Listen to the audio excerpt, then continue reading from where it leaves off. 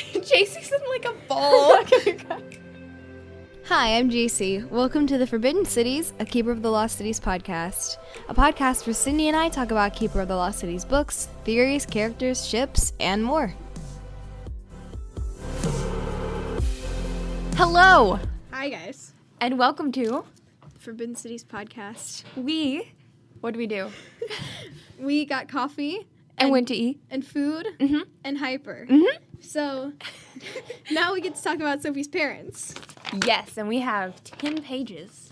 Of wonderful notes. Yeah. We also had a lot of technical difficulties. Yes, we've been trying to get this thing to start recording for like almost an hour now. Oh, yeah. Between like 7 different problems. Mm-hmm. So I do want to say really quick, there are legacy spoilers for this episode because of something that happens in Legacy. So if you haven't read that, don't watch this episode. I'm going to go ahead and say there are also unlocked quotes. Yeah. They're not super important quotes, I don't think, but they are in here. So I'll make sure to edit out anything too important, but we are going to quote Unlocked. So Yes. if you don't want to hear anything from Unlocked, you all you should get the book, but don't listen yet. Should we just go ahead and say Jaycie will edit in whether or not there are major spoilers here? Yes. If we end up having to spoil something major, I will jump in. My editing self will be like, "Hey, turn back." Hi, this is Editing Jaycie interjecting to say we are about to spoil Unlocked because we get on a rabbit trail up towards, I don't even know when, and I'm not going to say so that I don't say wrong, but we get on a rabbit trail and we have to pull from Unlocked for proofs, and it is amazing. I'm very excited for you to listen to it if you have read Unlocked, but if you haven't, turn away. Unlocked spoilers. Do not listen. It will spoil it. Okay, so we're going to tell you our outline, what we're going to do real quick. All the people we're going to go through. Yep. So the first thing is we're just going to kind of talk about Sophie's mom because, you know, we found out in Legacy that it was Orly. Mm-hmm. So we're going to see Sydney's long prediction of how she was right about that, and then a bunch of things in the And series how that you might have Jaycie missed. predicted Orly was her mom, like, a Yes. year after she read the book, the first book, so. And then we'll go through, like, all kinds of random quotes that you may have missed that were kind of, like, obvious tells that she was her mom. Mm-hmm. Besides, you know, her actual empathy tell. Yep. And then Sophie's dad will be the second half of this. So I'll ramble on for a little while about various theories about Kenrick. Mm-hmm. And then Sydney will talk about, sorry, I'm trying to find the people. Sydney's going to talk about a little about Tiergan. Yeah, well, we're both going to. Yeah, and then Sydney's mostly going to be the one talking about Elwyn and Gethin, I think. Mm-hmm. Because she did a bunch of research on those. Yep. And then we have a couple of other theories in here. Fenton, Grady, We never find out. Cassius, and my theory from a few years ago about humans. So it's going to be exciting. So stick around. We will get past the Jaycie talking about Kenrick and O'Reilly. I've been begging her to do this episode next, and she's like, I need research. And so last night we did a ton of research. I researched literally from like 5 to 11. Wow. Yeah, I mean, I ate in between that, So but my thing is like my parts are literally just like Kenrick and Orly, so I knew exactly where I needed to find all of these proofs. So I just like would remember half a quote, find it in the book because I had it bookmarked. Yeah. So Yep. I'm excited. And then also I want to say, for most of this, I'm going to be playing devil's advocate because I have at the moment I have a preference, not a preference, like something I think. She's a theory. A theory, but it's not, I'm not putting all my cards on it. I really don't know who her dad is yet. But So, she's a theory that she leans towards, and it's Yeah. not Kenrick. but, so Jaycie says she has something to combat that, but so I'm going to play devil's advocate for most of this, and then Jaycie's probably going to play. I'm Play so along. excited because I have one thing that I can read that I'm so excited about. Anyway, so first of all, Sophie's mom. Now, obviously, we did find out who that is. Mm-hmm. There weren't We're a lot talking of. so fast. We are. We're like, coffee. Yes, we're a little bit hyper. So if we're hard to understand, I'm really sorry. Mm-hmm. Yeah, if you hear the next video, next episode, Yes. video episode, we recorded that first, so that's why we're a little more tired in that one. Yeah, we hadn't gotten our coffee yet, so the episode that comes out next week, I will give a hint towards what it is. It's Google translated quotes. That's what we asked for quotes for. It's a game. It's gonna really be fun. Really funny. But we're losing it, guys. But yes, we recorded that one first, so we sound a little bit more tired in that one because we had not yet had our midday coffee. Mm-hmm. So that needs to be the first thing we do from now on. Yeah, just go and get like a giant coffee. Mm-hmm. Okay, so first of all, we did find out who her mom is. Did we really have any other theories? Because this was my only theory. Maybe because I just liked her so much, but whenever Sophie was coming up with the other ones, I was like, no, Sophie, no! The only other theory that we had for her mom, really, was the human theory. Mm-hmm. But I never... Okay. I still said, it could be a Rally Ann. So first, Orly is her mom. I predicted it since I first read the books. When was that? Like 2017? That was It was either like December 2016. I remember I had to wait 9 months for Lodestar to come out. So, can you look at the publication date of Lodestar? Yeah. I can look. It's down there. I think I figured this out last time. I think Never Seen came out in 2016, Christmas, because that's when I started. Mm-hmm. Oh, wow. No. Lodestar came out in 2016. Oh, wow. Okay. Is that right? So, yeah, that sounds right. Yeah. Because I remember saying 2016. Okay, let's just go with Before. that. Yeah. It could have been copyrighted before. That's true. Well, I don't know. Somewhere around We'll there. say that I came up with it in like early 2016. Mm-hmm. Because that sounds longer. And so that was the reason that I settled on the theory of Orly being her mom is because of her giving Sophie Kenrick's catch. And then whenever Mr. Forkle, she talks about it to Mr. Forkle later, and he's like kind of surprised, but not as surprised as he should have been. And then it really settled it in Lodestar whenever, right after Keith destroyed Foxfire, Orly was reading Sophie's emotions, and Sophie was like, no, I was way too emotional to fool an empath. She knew I was lying when I said I didn't see anyone. And Mr. Forkle goes, well, Counselor Orly has always been your loyal supporter. And I was like, Forkle? And not only that, in Never Seen, she also gave Sophie an imparter, and was like, hail me anytime you need to. And the Black Swan never questioned that. And so, yeah, it was just a bunch of things, and I was like, you know what, you're being a little obvious. Mm-hmm. And then the entire book of Forkle Legacy. always trusted Orly. Yes. He never was skeptical. In Lodestar, he was, like, answering her questions about Gethin and all the Never Seen. In Nightfall, he says, we could use a counselor on our side. And she said, I'm already on your side. Are you even following these notes, or are you just I'm just reciting the notes. They're in okay, here. okay. They're in here, but I just remember them. She has so many notes, but she's just saying them out of her mind. Whoa. Let's see. I remember. So, in book 1, she hadn't spoken a word the entire time she met with Sophie, probably because... Well, first of all, the first thing I always found this really funny. You gotta slow down. This is... It's too confusing. I'm sorry. All right, I'll start at the beginning of the series again, so that everyone can follow me. So, whenever Sophie comes to the Lost Cities and she's doing the interview with the 3 counselors. It's kind of funny how we're telling them stuff they already know and why it's true, even though they already know it's true. Because it's like, how did I not see this? I don't know. That's how I was. Okay. Kenrick, Orly, and Bront were there. I thought it was funny. This is not a proof for it, but I thought it was funny that the first thing Sophie said to Orly kind of was, you're tired of watching Kenrick stare at Orly.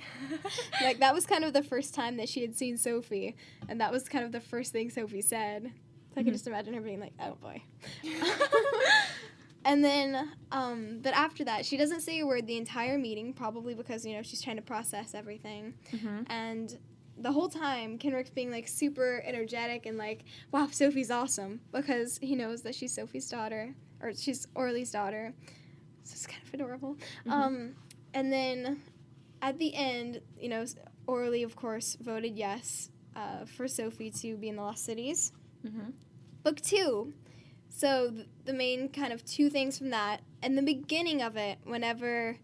I said this in one of the episodes already, but, that thing where they're meeting with Sophie, basically deciding if she can have Sylvanie, and Tarek's like, it's almost like the Black Swan manipulated the most powerful elf to get the most powerful creature. And Orly goes, no, they're not powerful enough for that.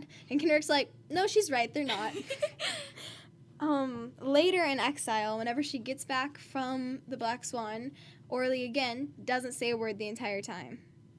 She only really does that whenever she's either sad or she knows she'll be in trouble. Like, she's kind of scared. Mm-hmm. And so, who doesn't just stay silent? Well, you mean whenever they're, like, about to get in trouble? yeah. At least I do. I know some people who'd be like, talking. Keith tries to talk himself out of it. But no, I get, if I were Orly, I would be so quiet. Yeah, it's like, around. I know nothing about this Mr. Forkle you speak of. This one, well, I can read this kind of during the Kenrick thing, but there's a spot that I'll read about later that also has something that's like, oh, wow, Orly does take Sophie's side a lot. Book 3, I wonder, so Kenrick, whenever he started going to Sophie's inflicting sessions with Bront, because Bront inflicted on her that one time, he says in the deleted quote that he's going there. And deleted quote from Everblaze. Okay. He says that he's there, basically, he's going to write down everything he sees and report it to Grady. I wonder if he's also reporting it to Orly. And then, he would have to do that secretly because Orly didn't know. She didn't know that he knew, yeah. But even in his mind, like, I'm doing this for her because she would be too afraid to reveal herself. I know. It's like, Kenrick's like, I know you have a daughter and I'm going to protect her like I'm her dad. Exactly. Okay. I have, like, this picture in my head of, like, if Kenrick was still alive and for some reason Grady and Adeline had died and the war was over, they would 100% adopt Sophie. And it would be so adorable. Continuing. Book 3. One reason, this is kind of random, but it does happen. One reason that Sophie thought Lady Cadence was her mom during Legacy was because she kind of smoothed things over at the Ogres.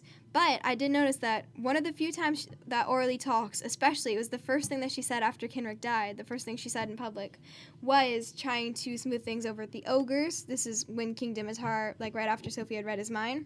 She says in Ogreish, I think that Ogreish, you also told us that if we needed your assistance, we just had to ask.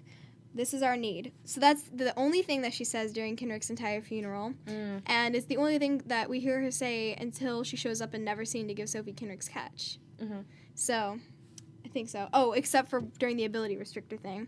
Yep. One of the 3 times in the entire series Orly yells is whenever Sophie's getting the ability restrictor, and Alina's like, oh, we could just get Orly to test and see if Sophie's telling the truth when she says whether or not she can still read minds. And she yells, no, I will have no part in this.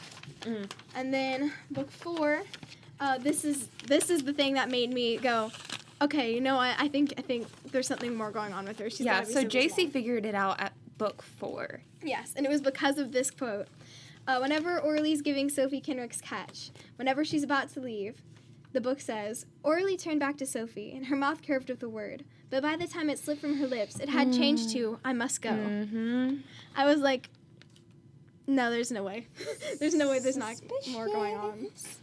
And then Keith says, right after she leaves, he goes, now that's what I call mysterious. Foster, you should be taking notes.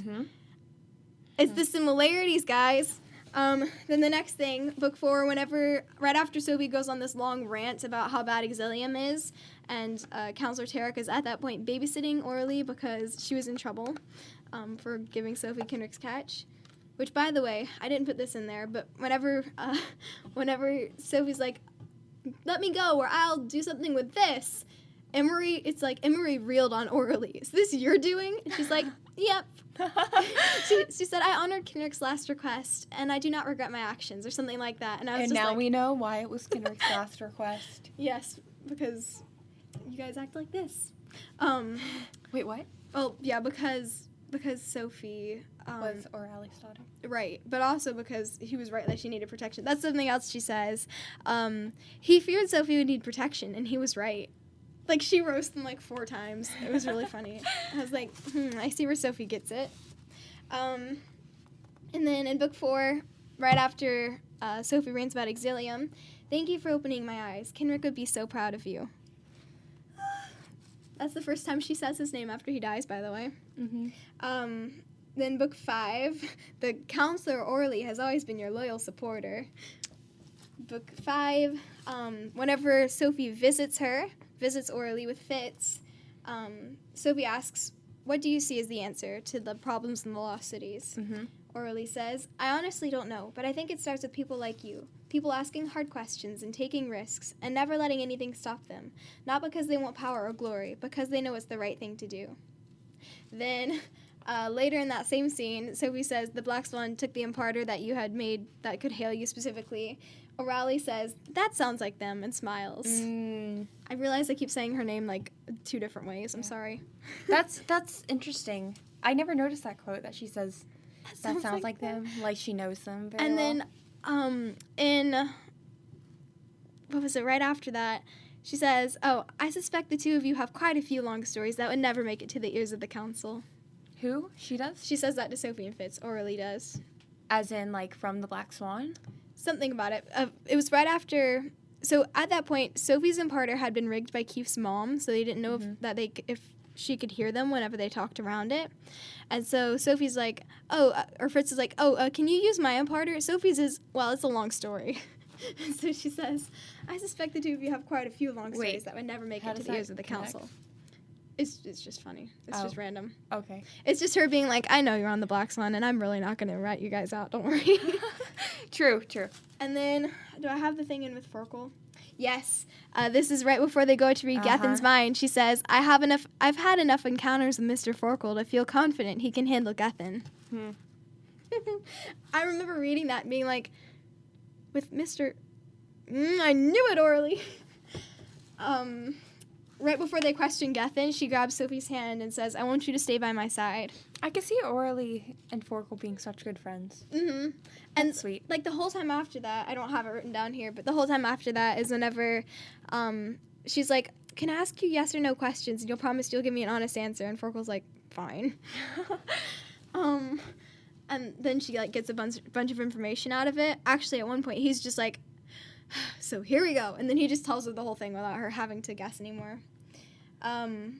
But I can just imagine her right after she grabs Sophie's hand and she's like, I want you to stay right by my side so I can monitor your emotions. I've told Sydney this before. I can just imagine Forkel like over Sophie's head just giving her a look that's like, don't you dare give yourself away. Because she says, yeah. It's like, I want you to stay right by my side. So that I can monitor your emotions and make sure you're okay or so I can be like near my daughter. And Jaycie was like, I was like, And then book 6 is the I'm already on your side. Whenever he says we could really use a counselor on our side right now. And it's right after he reveals that he's still alive. Who says we could really use a counselor? Mr. Forkel does. But he knows she's on their side. Well, but he can't just look at all the kids and be like... Oh, yeah. Okay, gotcha. And also, at the end of book 5, Sophie and Keith are there. He tells Orly specifically to take care of my Moonlark. Because she's her mom. And then next, book 6, there was one other thing. You sound like it's not confirmed when it already is confirmed. I know. I'm just, like, so surprised that I was actually right. This is, like, the first thing I've ever been right about. In book 6, I don't have this in my notes, but I remember it. Right before that, I remember her being, like, really sad about Forkel dying. And I was like, if she didn't know him, that's kind of random. I mean, sure, he died in front of her, but so did Brant. And she was just like, oh, yeah, his brain was splattered everywhere. Which kind of concerned me for her sanity, but, you know. But with Forkel, the first thing she asks is, can you ever forgive me? And then there's, like, this whole conversation. I feel like I wrote it down, but then I was like, it doesn't have anything to do with her being her mom. But it's, like, Forkel said something like, it's far too easy to blame yourself after a tragedy, isn't it? And she's like, yeah. What else? And then, I know, I skipped all the flashback because I didn't feel like rereading that because I'm biased against Sophitz. But, in book 8... I was looking through flashback for some stuff last night, and I told Jaycie, I was like, the Sophitz is killing me. No. Okay, go ahead. Yeah. I opened it to one page, and I was like, nope. And so we looked in Legacy instead. I saw a meme the other day that said flashback felt like a fever dream, and I was like... It's because the whole first half of it actually literally was. It was just Sophie Oh, yeah. asleep. Mm-hmm. Don't get me wrong. Shannon had a rough year, but still. Yeah. And it's important for the stories that you can see, like, Mm-hmm. yeah, okay, so Fitz fans, y'all are actually wrong. We're not just saying it. But, you know. Anyway, that's part of Sydney's theory. Yep. Which we will read We went about one day. our theories in such different ways. Okay, go ahead. My only other thing, You know, the only reason I figured out who her mom was is because it had to do with Keith and Sophie, probably. because, wait, which one?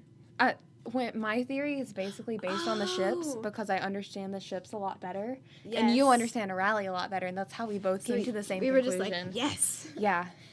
The only other kind of like thing I wrote down was in book 8, whenever they're like giving her the articles of Regency or whatever, and here I can. Sorry, I'm unlocking Sydney's notes. Unlocking. They ask Sophie like, "Are you ready?"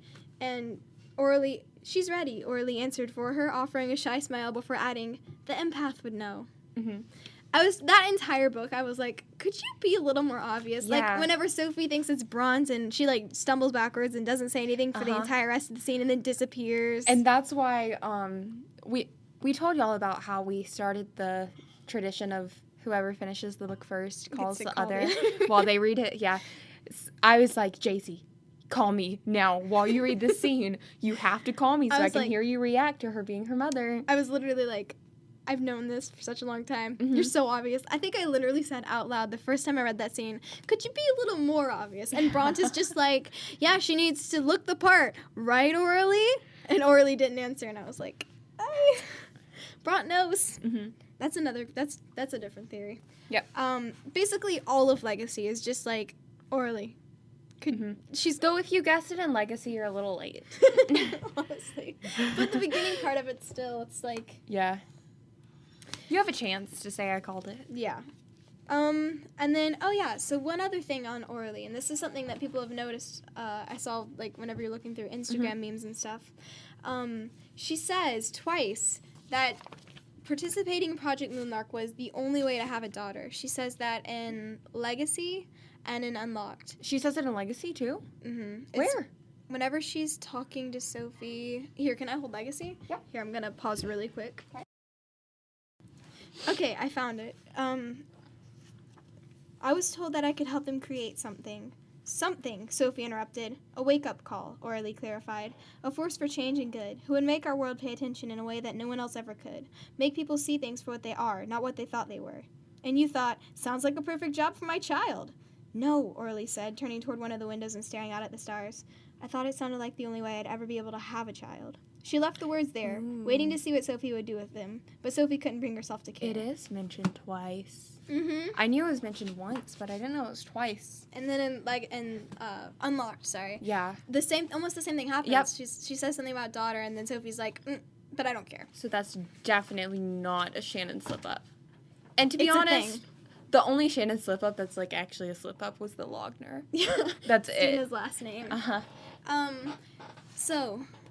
What Zelda said and Never Seen made me think, like, elves don't have problems with childbirth. Mm-hmm.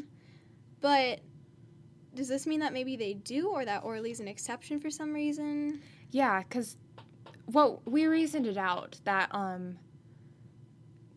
we were saying, okay, if she was a counselor, before she would have known about Kenrick, and so, how do we reason it out? We basically said that it can't be because she was a counselor, because counselors can step down, right? Right. She could have stepped down before Project Moonlark. But why would she think that Project Moonlark was the only way for her to have a child? Mm-hmm. She does mention briefly in Legacy, like having her match lists and having time to review all of them before she joined the council. Oh. So I'm thinking that Kenrick was probably already a counselor whenever she joined the council, or that they hadn't met in some way. And I'm thinking maybe she was already a part. But joining the council isn't a lifetime No. deal. You can step down. That's what Fallon said. He's like, Yeah. serving on the council is a tremendous honor, but it shouldn't be your life. Yeah. And he says that he actually specifically gave that advice to Orly. So, Or no, he doesn't, but he looks at her, right? Well, he says, I gave that same Yeah. advice to another one. Sadly, I don't believe she listened either. And So he Orly doesn't say blushed. orally, but it's definitely orally Yeah. because she reacts. So he specifically, like, told her that at some point before the series started. Mm-hmm. So, Jinx. So we're thinking... This could tie into my theory that I have later a little more, but she could have joined the council after she was a part of Project Moonlark. Like, they could have asked her to be a part of it, and then she got elected afterwards for some reason. And that's how she met Kenrick, was after she already had agreed to be a part of Project Moonlark. So they're maybe, I mean, it's possible there's no reason for it, but I don't think that would explain this. The only thing that would explain it is if she has complications. Well, if she was already on the council... Well, even that way, sure. Even that way. There's always... Whether or not she's on the council, that there could have been some sort of issue with her being able to have a child. Yeah. But... That has to be it. The reason that she hadn't already resigned... Wait, I'm so confused. So if she I think we're talking about two different things. Yeah. So my question is, if she was already a part of the council, why hadn't she resigned beforehand? Or, like, why did the conversation with Kenrick happen after she was a part of Project Moonlark? It makes me feel like she hadn't been on the council very long at that point. True. That does make sense. Like, she wouldn't have known Kenrick very long. If she had agreed... For some reason, I always thought that O'Reilly was there before Kenrick, and I have no idea why. I don't know. Because I tried to write a fan fiction. Well, if we did that, like, if she was there first and then Kenrick joined later, so she was already on the council, she agreed to be a part of Project Moonlark, then he joined the council. That would make the timeline make sense. But then...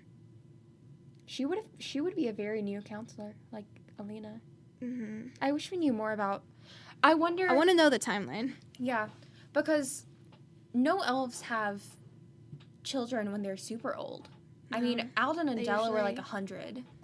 Yeah, they usually have them at the beginning-ish of their lives. Like, Bront wouldn't have a kid. That'd be funny. I mean, we don't know if he could. We don't know that. Well, because elves are ageless. Yeah, but there could be only a certain age that you can because... I don't know. I just, like, why, if she was already a counselor, if she was already a counselor, and... If she was already a counselor, why would she join Project Moonlark? Is that what you're trying to say? I guess so. I mean, she's pretty stubborn. I could see her being like, Forkle, I want to be a part of this. Yeah. Mm-hmm. But, okay, so what I was trying to figure out is there any other reason besides complications that she would say... It's the only way to have a child. Is there any other reason? Because being a counselor, at first you're like, oh, she's a counselor. She can't have a kid. But that doesn't make sense because she could always step down. Yeah. I don't think there is another reason. But I've never heard of, like, it seems like that doesn't happen with elves. But it could. Right. Maybe. I'm guessing. I mean, there are... I think that's what she's implying. Yeah. I'm still trying to, like, the timeline of Kenrick joining second... That makes sense. I don't know. My brain feels like there's a problem with it. I'll mention it in another podcast if I figure out a problem with it. So I tried to write a fan fiction I think I told you about. I don't want to say the idea because I don't want anyone to steal it. Mm-hmm. Because I might still do it. Oh, my God. Whoa. There's a noise in the background. But in it, I think I had her on the council first for some reason. I think that's why it's in my head. Mm-hmm. They don't say who's on there first, but I know why I felt like he was on there longer, because he had a lot more forgotten secrets. But it seemed like she explained that. Well, it seemed like she explained that because she said she was an empath. But then she said, Kenrick was always trying to protect me the whole time I was on the council. Yeah. I don't know. That just made it seem like he was there longer. Yeah. He must have been on there before. I don't know. We'll find out one day, hopefully. I want to find out. Because I feel like if Kenrick knew O'Reilly before she... I don't know. Kenrick could have joined the council to be with O'Reilly. But then, why would they could have been childhood friends. Wait, could they? I don't know. Why would she join the council if she knew him before that? Yeah, it doesn't make any sense. Why would they both join the council if they're like, unless I she like was you. scared that no one would marry her because she can't have kids. That's because Kendrick. Oh no, you're probably right because Kendrick was. That's the. Oh, hold on, 1 second. I gotta pause again. You should know that Jaycie's freaking out over here. My hands are like literally shaking. She just realized something and I have no idea what it is. Because he said. Oh no. Okay, hold on. Okay, you can pause it again. Okay, 1 second. Sorry. Okay, I'm gonna try to read this without freaking out. So. What was it? Aura, Kenrick breathed, sweeping back her hood. You don't have to keep fighting this. We wouldn't be the first to walk away because of... Orly shook her head. Kenrick, don't. His jaw set and his eyes blazed with the same intensity as his voice when he told her, because of love, Aura. We both know that's what this is, no matter how hard we pretend otherwise. The real Orly covered her mouth, tears streaking down her face. Her projection just stood there shaking. Kenrick reached for her other cheek. Think of how much simpler everything would be if we stopped trying to deny how we feel, he whispered. How happy we could be, how free. His gaze shifted to her mouth. We could have our own place, our own lives, maybe someday even our own family. Kenrick. I knew that happened. Oh, I was right. That's the thing. And then that's when she says, I can't, or something like that. I can't do this. Wait, go back to it. Okay, Is that what she says? She says, I can't do this, yeah. I know that. Because that's what she says to Sophie right after Sophie finds out that she's her mom and she's Sophie. And then she says, I can't do this. Wait. Oh, wait. So what does she say after that? She just says Kenrick? And she says Kenrick, and then it's like he almost kisses her, and then she's like, at the last moment she turns away. I can't do this. And he says, can't or won't. And then she said both. I know it by memory. Wait a second. So is that why she joined the council? That's a whole character arc right there. So is our theory now that we're getting at that she joined the council because she can have kids and thought that, like... Since she couldn't have kids. Yeah, why? And then Kendrick says something about... And then Kendrick says something about children. That's right. And then she's like, nope. But she already has a child because it was the only way. That's so sad. Maybe that's why she regrets so much, because Kendrick would have loved her anyway. Jaycee's in like a ball. I can't talk or I'm going to start crying, okay? So wait, is that what we're saying? I mean, that feels really obvious. I feel like it's not even a theory, but it kind of is. Is that what we're saying? Is that what you're saying too? Yeah, yeah. So she was, like... That explains O'Reilly so much more. Let me say one other thing that I remember from Sophie. Do you want me to pause it, or do you have something else to say while I find it? Huh? Oh, it reminds me of Sophie being... You know what it reminds me of? What? Sophie and Keith, and Sophie's like, nobody will love me because I'm unmatchable. And Keith's right there like, I will! And she's like, no, I have to be unmatchable. I have to be matchable for someone to love me, basically. That's right. It's the same thing as O'Reilly. That's why she's going to be able to, like, talk to Sophie after the, because, you know, Sophie's going to be all blah. And that's why she's they're trying to look in don't Kendrick's let touch. Keith make the same mistake. Kendrick, don't make... That's why she sees, like, herself and Kendrick in Sophie and Keith. Yeah, because otherwise, if O'Reilly... I mean, it's still possible they didn't know each other before the council. But if they did, or even if they didn't, that could be why she joined the council, like, oh my goodness. Being stubborn like Sophie, and like, this is the best I can do. I was just thinking of another thing, but like, I'm forgetting what it is already. 1 second. Okay, I found what I was looking for a second ago. It's whenever they're, like, about to look in Orly's catch. Orly stepped closer. I'm not telling you this because I'm going back on our deal, or because I'm trying to scare you. I just need to make sure you're truly prepared for the turbulent waters ahead. I can't bear having any more regrets when it comes to you. Sophie rolled her eyes. The words were probably meant to be touching, but she knew all Orly was trying to do was lay her own guilt if something bad happened. Yeah, right? Like, she doesn't have enough guilt. Okay, that's Jaycee's commentary. Sorry. Orly sighed. I realize you're angry with me, Sophie, and I'm not trying to start another fight. But regardless of what you may think, I do care about you. And someday I hope you'll understand the difficult position I... And then Sophie interrupts. I won't. Of course she interrupts. The difficult... Always. It's always Sophie. No, it's always unfinished sentences. Shannon leaves little hints, and then someone gets cut off while they're speaking. And then right after that is whenever Orly said, it can be justified when that's the only way to have a daughter. Mm-hmm. Oh, Why would that be? a little bit later, it didn't matter. It wasn't the only way, Sophie reminded her. You just wanted to keep your precious position on the council. I did, Orly agreed, reaching up and tracing her fingers over the jewels in her circlet. But it isn't just about me. It might have started out that way when I was first elected. You have no idea what kind of chaos would ensue if I were to leave. So whenever she was first elected, that might really be why she joined, because she didn't think that. Wait, read that again? Mm-hmm. Whenever she said, it wasn't the only way to have a daughter, Sophie said. Sophie reminded her, you just wanted to keep your precious position on the council. I did, Orly agreed, reaching up and tracing her fingers over the jewels in her circlet. But it isn't just about me. It might have started out that way when I was first elected. So is Orally implying, is she or is she not agreeing that she could have had kids by stepping down from the council? Either. She said it's the only way to have a daughter, and the last word sounded different than the others. And for a second, Sophie found herself meeting Orly's stare and wishing the black swan had made her an empath. Then she would have been able to tell if the sadness and longing she could see in Orly's eyes was actually real. But it didn't matter. And then Sophie said it wasn't the only way, you just wanted to stay on the council. And Orly said, yes, at first, but it isn't just about me. I don't know. Shannon, clear this up. Make it make sense. I'm so Okay, confused. so here's the thing. At first I was like, oh, maybe it's the only way to have a daughter is not meant to be mysterious. But then you pointed out she says it in Legacy, too. Mm-hmm. And that makes it mysterious. It's in 2 books. Mm-hmm. I don't know. Either way, We've got to move on.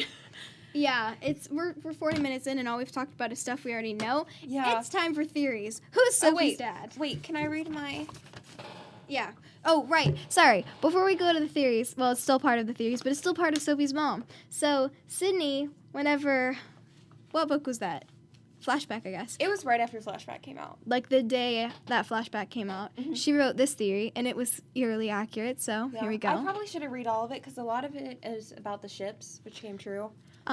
Yes, it's a mixed theory about how the matchmaking was going to work out with Fitz, and, kind of a hope for Q Foster argument, and Orly. But tell me if I should stop or if I should say more, because I'm probably just going to read the part about a rally. Okay. Okay. You might want the mic closer to you. Oh, yeah. Okay, so this is what I wrote in November 2018. Wow, that was a long time ago. Yeah. Okay, this was before we knew Orally was Sophie's mom, so before Legacy. I wrote, what if Sophie's mom is Orally? Consider the implications. If Sophie's mom is Orally, or how are we saying it now? Orally. Okay. If Sophie's mom is Orally, we have a problem. Orally is on the council and can't have kids. You may say it can't be Orally, but you never know. You really don't. Blah, blah. We don't know. Anyway, if her mom is Orally, that wouldn't make the whole, just tell her who her biological parents are, so simple. Because if she puts in Orly's name as her mom, she's either not going to be believed or Orly is going to be kicked off the council. Which she almost has been before, so Yeah. she's kind of standing on thin ice here. And you may say that Orly would be willing to be kicked off the council for Sophie, but things are getting worse. Mm-hmm. It's crucial for the Black Swan to have someone on the council right now on their side. That could cause some pretty big problems. Let's look at one. And then after that, I basically talk about the ships. And I guess we can put that in another episode because it's really long. At some point, we're going to do Yeah. a ships episode where we talk about all of our favorites. Yeah. I'm really proud of that theory, though, because then I go on and talk about so Fitz and Sophie breaking up, So and accurate. it's exactly right. And Well, I'm except very she happy. gives Fitz a little more credit than he Yeah. deserves. She's like, he'd probably be really sweet and understanding and like, oh, Sophie, I know. He's more like, See, here's the "Sorry." thing. That was when the wiki was Very so Fitz. literally Because it was descending right after into flashback. a ship war, like Yeah. a full-on war, and so I was like, okay, I'm gonna be really Nice. careful what I say about Fitz and give him the benefit of the doubt. Right. And then he still did what I said, but a little bit worse than I said, to be honest. Next thing, Sophie's dad. Sophie's dad. So, I'm going to start it R.I.P. off headphone users. because. From what she tells orally in Legacy, that her enhancing is stronger on empaths and telepaths, and I will be revisiting that. Okay, Don't you worry. So, just so you know, this is where I'm gonna play devil's advocate, Mm-hmm. and also talk slow. You're Okay. okay. I'm sorry. You're good. From what she said, we can say that her dad is probably a telepath because her mom was an empath, so that leaves a telepath. Sydney, go ahead. Do you have anything to say other than a squeal? We'll talk about it. Yes, we will. So here's the thing. I half agree with Jaycie, and I half am not completely sure. But it is much more likely that he's a telepath. I don't think that rules out everyone, but it is. Very I agree. likely. I agree with you though that it's much more likely. Don't worry, I have a reputation that I'm like so excited about. So I'll explain. Okay. All right, so the currently known telepaths, according to the list in Unlocked, which is amazing. Thank you so much, Shannon, for that thing. We have Fitz, Alden, Sophie. Even though we had a list way before. In the Wikipedia, so thank you, whoever created that. No, but we also. I remember in like 2016 listing out the We telepaths, did write it and out. we were like, "Who is her dad?" Okay. Yeah. And we like settled on Quinlan because we did not read his character No. description. Continuing. He didn't have one back then. Well, it was described in book 1. Sorry. Oh. We're gonna get to that. Okay. Fitz, Alden, Sophie, then the washer from Nightfall, Demel, Kenrick, of course, Gethin, Forkel, Tiergan, Prentice, Quinlan, and Emery. Mhm. So, out of the telepaths, we can roll. Oh, and I'll add, it's possible that her dad is a telepath we haven't met, but in my mind, it's unlikely. Mr. Forkel told her in Never Seen that her parents knew who she was and wished they could be a part of her life. And after making such a big deal about this, if Shannon just introduces some random character and makes him Sophie's dad, or, as we'll talk about later, never says who Sophie's dad is, it'd be anticlimactic, in my mind, and disappointing. But out of those telepaths, out of all of them in the list, we can rule out Fitz because he's too young, and Sophie because we can rule out Alden because he tried to get Sophie to date Fitz. Unless Fitz is somehow not Alden's son, which would be... He has teal eyes. Impossible because they look exactly alike. Prentice. We can rule out Prentice because, as Wiley pointed out in flashback, you saw how much they look alike, and Alvin genes work the same as human genes. That's the same reason we can rule out Quinlan. You know, he also has dark skin. That is mentioned in book 1, but I didn't realize it till later. And he's mad at Livy, and yes, yeah, their marriage probably would have been fine. yeah. Demel, because he's too young. He was still in the elite levels of Foxfire, and you can't have kids when you're 3. You can rule out Mr. Forkel. This is why. Now, I think Sydney has a sort of refutation to this. Never Seen, page 368. Can I have Never Seen? Yep. It's bookmarked, I think. Page 368 Here you is. But, yes, it is. All right, on page 368, he says, blah, blah, blah, talking about her genetic parents. Why the secrecy, Della asked. Can't she know her family? Granite and Mr. Forkel shared a look. Someday you may understand, Mr. Forkel told Sophie. But for now, I can at least assure you. I'm sorry, I'm stuttering. That's interesting. He shares a look with Tiergan. Right.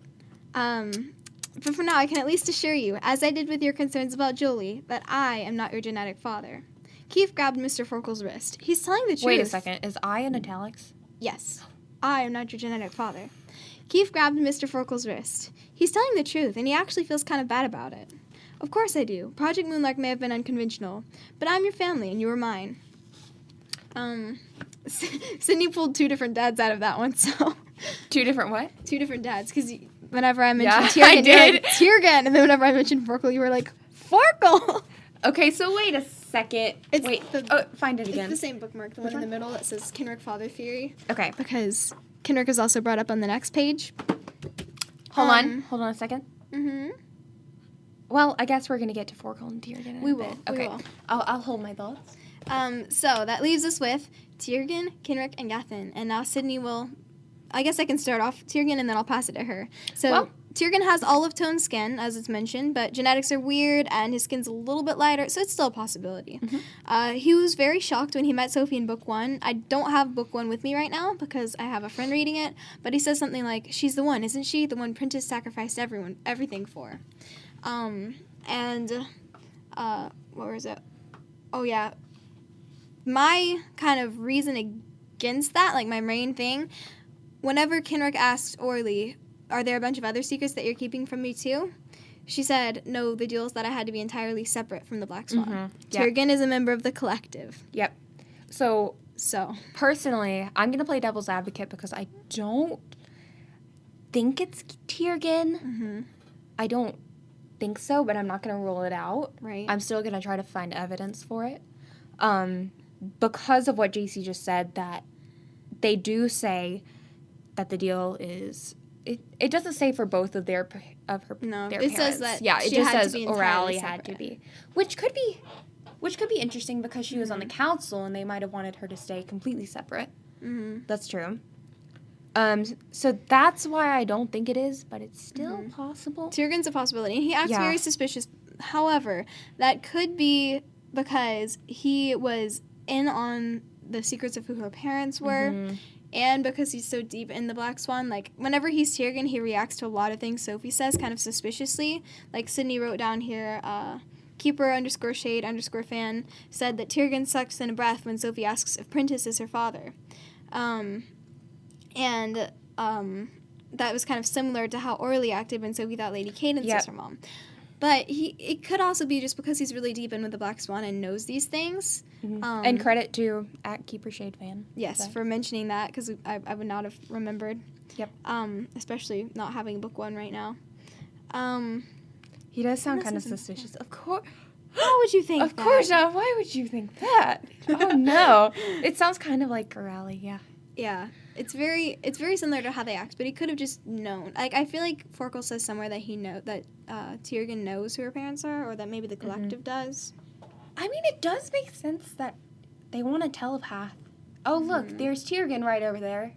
I mean, but there's also ones who aren't so involved with the Black Swan and easily caught. Like, if Tiergan was caught as her father, it would be like, oh boy, we're compromised. The whole Black Swan, we're about to go down.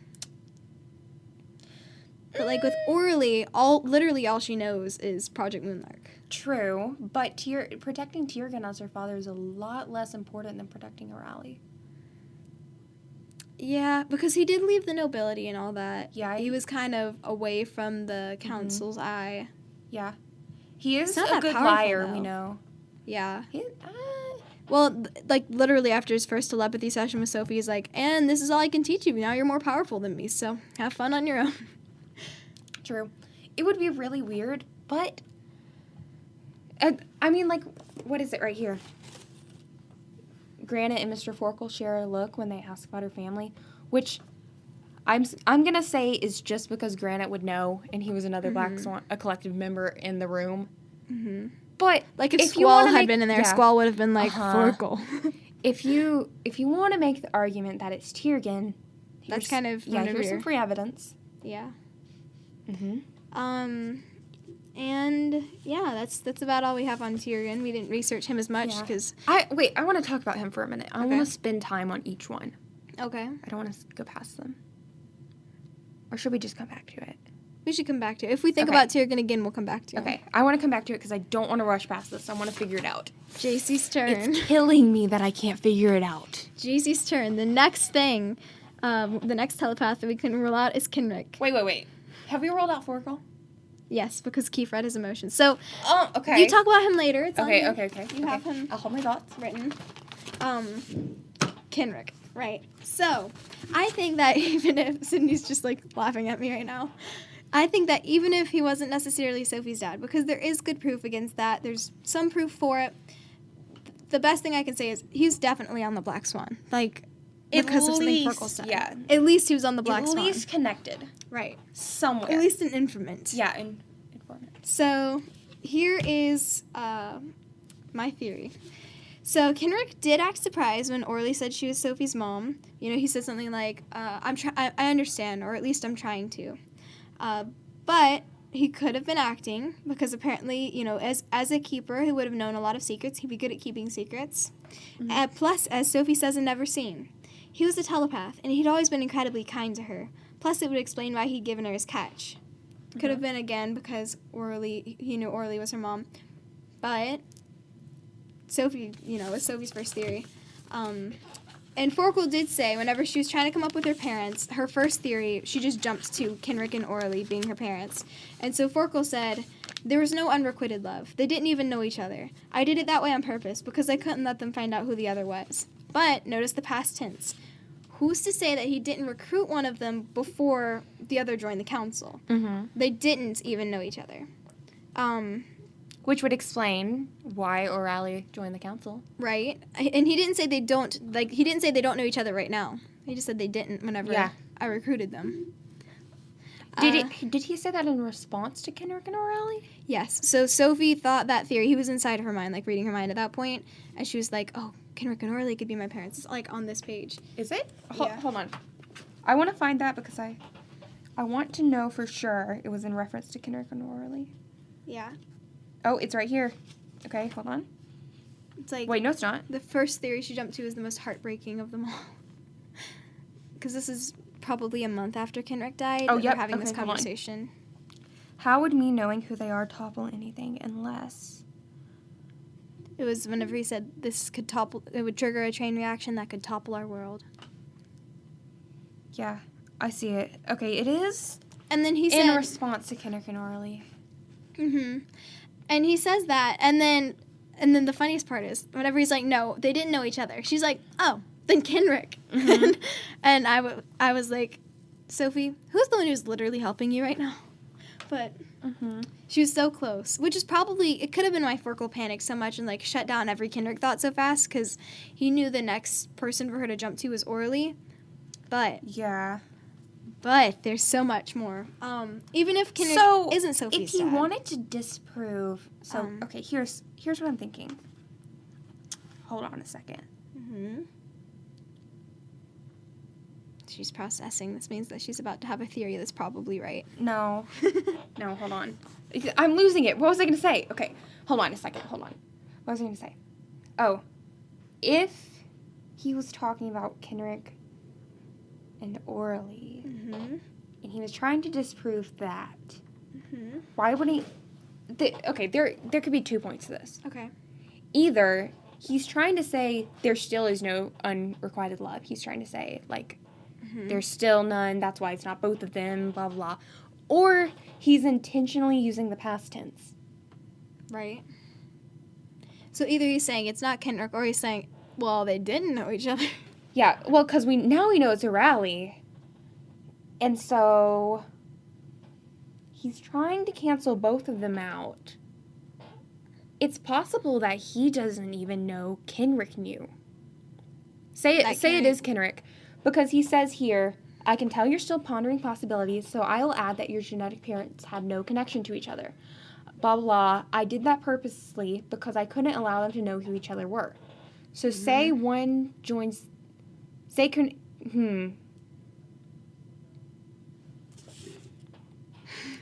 So if O'Reilly... okay, there are so many things that would have to work together. Keep going. Okay. I'm thinking. So I'm leaving this open, though. Even if Kenrick isn't Sophie's dad, there seems to be a lot more going on with him. Here's why. So he found out Orly was involved with the Black Swan before Book 1 even started. It's definitely possible that at some point he was like, okay, I could do this. I could be on the Black Swan. I could tell them stuff that's happening since she can have no connection to them. And so these are kind of like evidences of times that he seemed very interested in the Black Swan. In Book 2, right after Sophie gets her abilities healed, the first question that he asks her, and he like hushes all the other counselors. He's like, guys, stop arguing. Sophie, do you still have the compass that led you to the Black Swan? Wait, why did...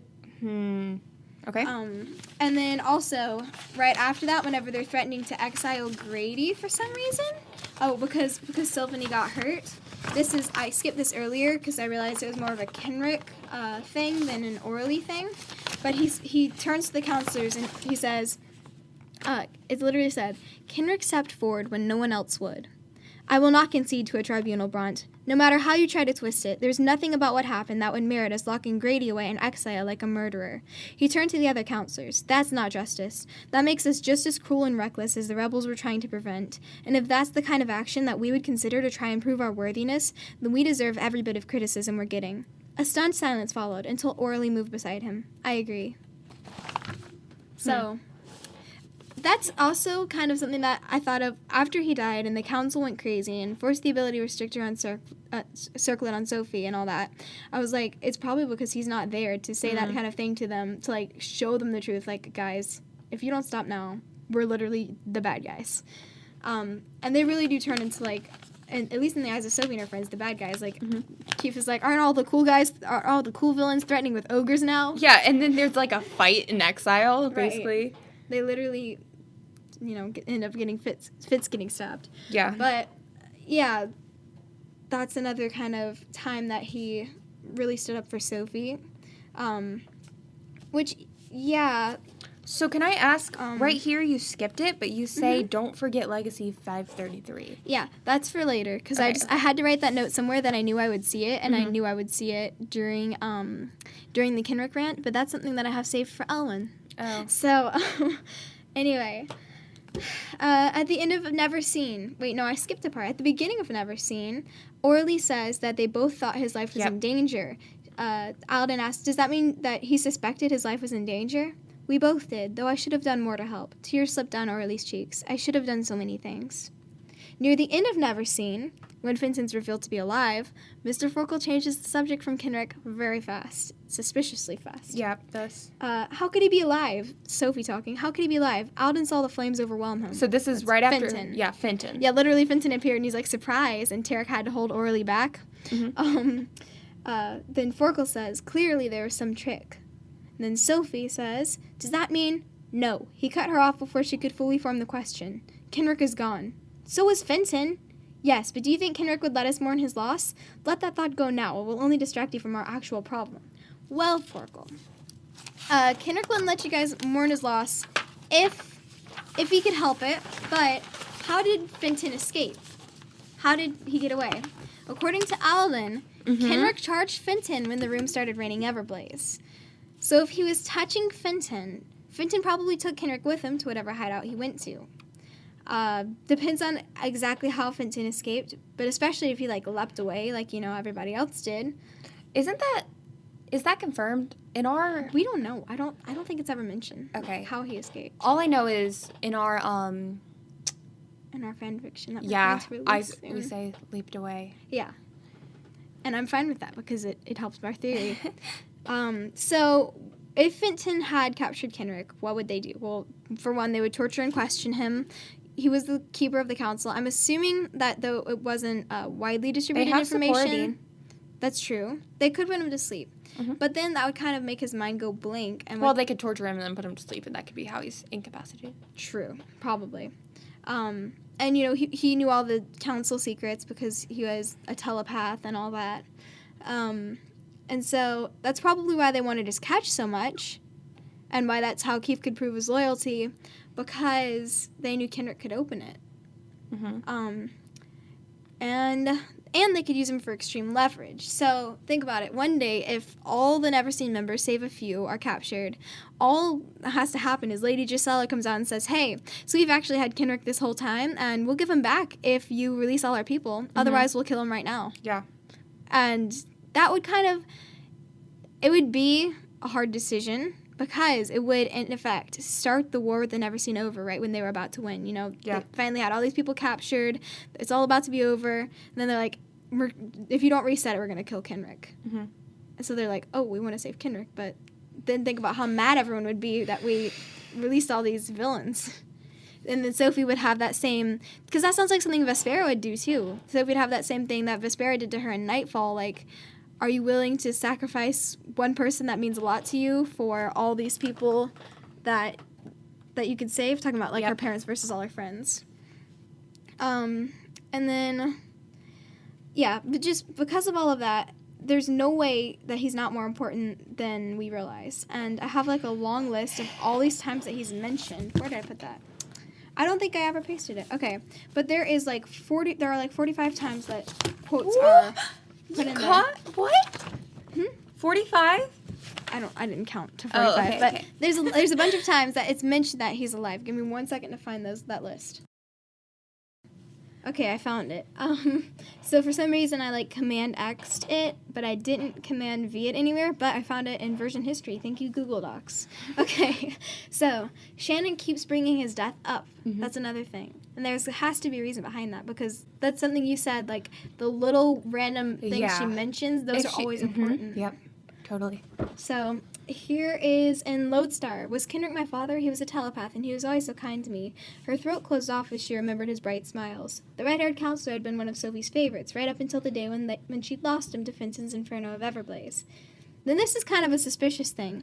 Magnet let her reach for Sophie's hand. Kendrick was not involved with Project Moonlark, and that's all I can tell you. Some secrets must remain hidden. Besides, we have much more pressing matters to discuss. And so, yes, that's kind of an interesting thing. He wasn't involved in Project Moonlark, but that's all I can tell you. So that doesn't mean he wasn't involved with the Black Swan. He chose those words very carefully. Mm-hmm. Then the next thing. Oh, that tricky subject change again. Also, notice that no one was reading his emotions, so technically he could have been lying about Kendrick not being involved in Project Moonlark. Plus, if you think about it, Orly technically wasn't involved in Project Moonlark. She just donated to it. She didn't, plan it. True. So, I don't know. Forkel's sneaky like that. He would... Yeah. Forkel would do that. Project Moonlark seems like a very specific thing to say, oh, he wasn't involved in it. Mm-hmm.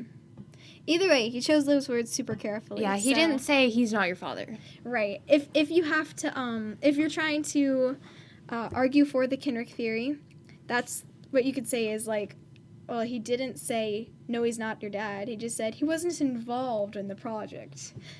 And then if you're trying to say that he was on the Black Swan, yeah, I think you're right. And I don't have anything against that at the moment. The next thing.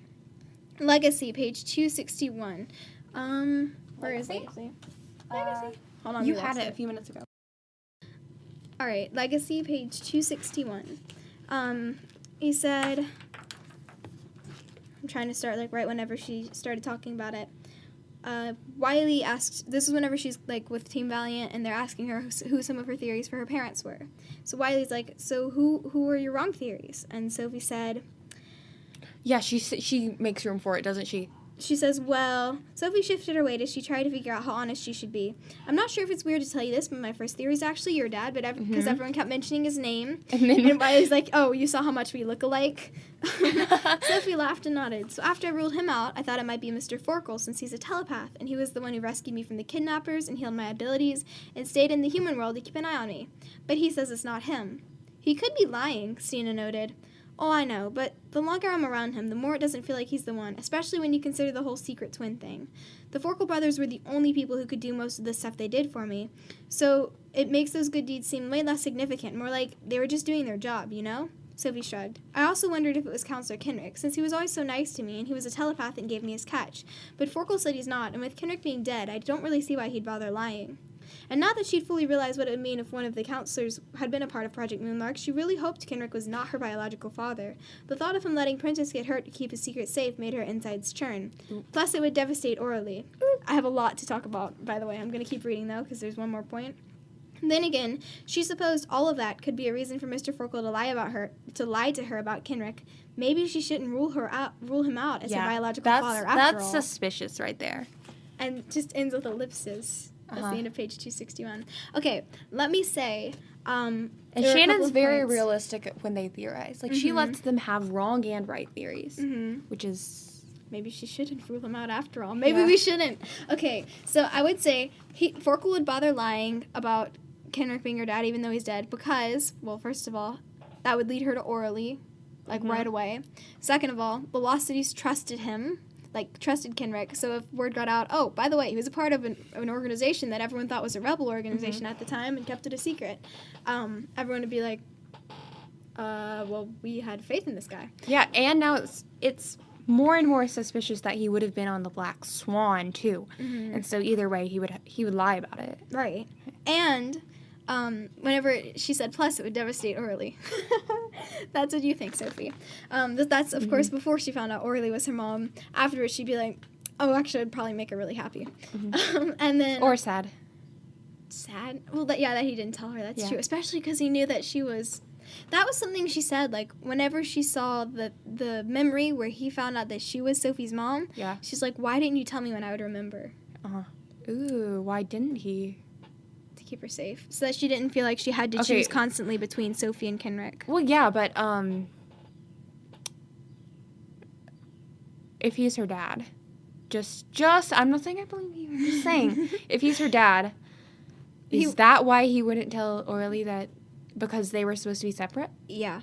That's another reason for it. But even if he's not, the reason why he kept it from her is because if he wasn't her dad and she knew that Kenrick knew... I'm trying to help you here. I know. I'm just giving another reason, like, so that people aren't like, oh, well, Kenrick's just being secretive and suspicious. Quit it with that. Kenrick is on the never seen theory. It's not true. I refuse. No, that's not true.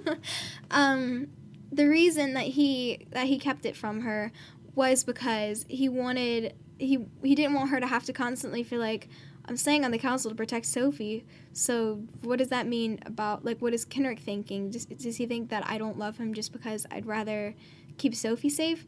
So her not having to have that continual moral dilemma, he erased from her mind. No. He would do that, because he was constantly trying to keep her safe, keep her mind from being shattered, especially because he suspected that his life was in danger. Because then he could say, hey, Orly, it's okay, I understand why you're stuck on the council.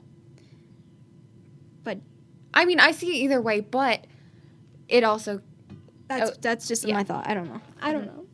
I don't know enough So, about their background. Okay, say I'm going for you here. Mm-hmm. If he's her dad, he would not tell Orly. No. Because then... She would know it. Yeah, first of all, if he's on the Black Swan or knows more about the Black Swan, first of all, he wants to protect her. And second, they're not supposed to know each other. Mm-hmm. And it would just... He doesn't want to get her in trouble with Mr. Forkle. And I feel like that would be more of a tug and pull because then they could be a family. If she knew, she'd be like, yeah, okay. And then what's the next thing? It really sounds like he's involved in some way with the Black Swan, whether it's Project Moonlark or just an informant. He's too important. He keeps coming up. Here's the death mentions that I wrote down starting in Nightfall. I didn't have time to go back to the first, Never Seen in Lodestar, but we have kind of mentioned those, what with Orly bringing Sophie as catch and the one I just read. Yeah. So every name cut deeper into Sophie's heart. This is Nightfall, page 61. Jolie, Counselor Kenrick, Calla, Mr. Forkle. Then this is on page 200. I quoted it earlier. One thing I've had to learn, Mr. Forkle interrupted, and I suspect you, talking to Orly, know far better than most, is that it's far too easy to analyze a tragedy after the fact and feel like you should have been able to prevent it. Yes, Orly whispered, it is. Sophie had a feeling Orly was also thinking about the day Counselor Kenrick was taken from them. She'd long suspected Kenrick and Orly had been in love, but never acted on it. Mm-hmm. Then flashback. So, do you really want to do another memory break on him? After what happened to Alden and Kenrick. That's page 10 with Keith. Then page 6, I know that's out of order, I'm sorry. Page 6, she would never stop wishing there was a simple, sturdy throne for Counselor Kenrick. Kenrick had been kind and funny and one of Sophie's most loyal supporters, and he'd still be alive if it weren't for her. Mm-hmm. Page 40, Sophie had long suspected that Orly had resisted her feelings for Kenrick in order to remain on the council, and now Kenrick was gone. Literally, like, every time Orly's brought up, Kenrick is. Legacy. Well, that makes sense, though. But... like, it's so, like, okay, we know Shannon. I We know agree. he's dead. You don't have to keep turning the dagger. Yeah. They don't do that to Calla. Right. Like, every time the niece is brought up, whatever her name is. Yeah, and she's not like, this is for Calla. Every time. It's always Kenrick. Racism? Legacy. Legacy 175. I'm sure you'll agree that what happened to Counselor Kenrick proves we're anything but safe, Bront cut in. Legacy 176, the next page. Clearly all the months since Kenrick's death hadn't lessened Orly's grief over losing the person everyone had suspected she'd secretly been in love with, and who'd obviously been in love with her too. Legacy 189. She'd only wished Kenrick was still there with him, but she'd let his loss fuel her determination. She owed him a victory. Hopefully this is how she'd get it for him. That was right whenever she was appointed as a regent. And then something very similar to that is said in Unlocked. I cut myself off there for the sake of time, but you get what I'm saying. He's too important. And then in Unlocked, she mentions him twice. Yes. She's like, this is for Kenrick. So whenever she's Slam. burning down the storehouse. By the way, I'm really interested. I don't know if I've said this before. I probably have, but I'm really interested to see Orly's reaction to, oh, you used fire. Great. Awesome. You're burning stuff now, too. Yep. Yes. Continuing. Yeah. There's no way that Kenrick is not more important than we realize. So here's... And, sorry, the last thing about Kenrick. The memories in his catch. Those are going to be super important. Something's coming out of this. So here's the thing. Mm-hmm. There's definitely something more about Kenrick. Mm-hmm. I almost feel like if he's on the... Okay. So this is the mistake I made with O'Reilly. Mm-hmm. I wrote a whole theory about it, but I still was worried. I was like, it's so obvious. Remember, Jaycie would always say, it's a rally, and I was like, no, that's too obvious. It's not a rally. Mm-hmm. It is, but it's not. Like, it seems like it. I always said it was going to be... A rally was the one that they wanted us to think, and it was going to be someone else. Mm-hmm. Then it turned out Bront was the one they wanted us, Bronte, whatever, wanted us to think, and it was a rally. And I was like, oh, so it's not that obvious to everyone else. So I thought a rally was way too obvious, and that she wouldn't do it because of that. And I think it was obvious because I talked about her so much, and you were like, yes, Jaycie, we know. Yeah. But I feel the same way about this. I'm like... You're going to say that with every single theory. Yeah. Because okay. It makes sense, but it feels too big to me. It's a great theory. I'm just... And I was wrong with a rally. I was right with a rally because I predicted it, but I still doubted myself. Mm-hmm. So I feel the same way about this. I'm like... It could be right, but is it too big? Is it too much? Because we already know he's more important. Mm-hmm. Do you have to jump through too many holes is the thing for it to be true? But then again, for a rally, I was like, oh, no, yes, but no. And I feel the same way here because what my mind wants me to say is either he's on the Black Swan or either he's like really connected or he's her dad. Mm-hmm. I want to say it has to be one or the other. He's not important enough to be two. But that's kind of what I said to a rally. I was like, no. See, so I'm really torn because it feels so obvious. Mm-hmm. Like it feels too obvious and also too not. It feels too perfect. Okay, that's one what it other thing like. that I just popped into my head. There's kind of this instant trust thing that happened with Orly as soon as she met her. She's always like, in Legacy, she was like, Orly was a nice counselor, a trustworthy counselor. Yeah, but you're forgetting which he did, Kenrick knew that O'Reilly was her mom. That makes a reason for a lot of these things. Mm-hmm. So it can be explained by he knew Sophie was O'Reilly's daughter. Mm-hmm. But why would she just instantly trust him? She really trusted Because he's like Kenrick. Keith. Keith instantly trusts Sophie. And but because he likes he's a her. counselor. She didn't instantly trust Tarek. She kind of asked for Tarek's his help. not in love with O'Reilly. No, I mean counselor wise. Okay. Wait, what do you mean? Okay, so what I'm trying to say is, oh, that's not my mom, is it? Oh, nope, it's not. Okay. What I'm trying to say is, can you explain all of this? Just playing devil's advocate. Mm-hmm. Can you not explain all of this by saying, Kenrick loved O'Reilly. He knew Sophie was O'Reilly's daughter. He trusted O'Reilly, and so then he went with her with everything. Not the part where Forkel's like, he wasn't a part of Project Moonlark, and that's all. Some secrets have to stay hidden. But he says that in response to her asking if he's her dad. Right. And he says some secrets must remain hidden. But that could just mean he's not a part of Project Moonlark. He's a part of something else. So that would still mean he's a part of the Black Swan, Yeah. though, so it wouldn't explain it all. Uh-huh. As far as the dad thing goes, the main like thought I have, well, first of all, that would mean that can rally happen, which would be awesome. But it's just that, I don't know, he really changes the subject from Kenrick really fast. And almost every one of her other theories that she's talked to Mr. Forkel about, like the Prentice one, all of those, either, something obvious like skin color, or an empath was reading his emotions. Like Bront, there was an empath. And only one is you're Kenrick. Right. She does bring it up a lot. Mm-hmm. And so that's why I'm like, that always means something with Shannon. Yeah. She does say, and maybe I shouldn't rule out that theory. Right. And the only person who she's asked about that didn't have an empath confirming it was Kenrick. Wait. Why does she say she shouldn't rule it out? Because Forkel could have been lying, essentially. Like, it would have been reason enough for him to lie that... yeah. I found this quote. Is it on Unlocked or Legacy? When I was looking the other day, that was like... Oh! Pause it. Okay. I think Keith said it. All right, we're back. Okay, so... This is in the Mr. Forkel part of Unlocked, so Unlocked spoilers. So the section about Mr. Forkel, a few seconds before, she talks about him not being her biological father. So biological father is mentioned in this context. She says, so it says this, he claims he's not my biological father, despite being listed that way on certain documents. Even if that's true, he still helped create me, and he knows who my biological father is. And he refuses to tell me.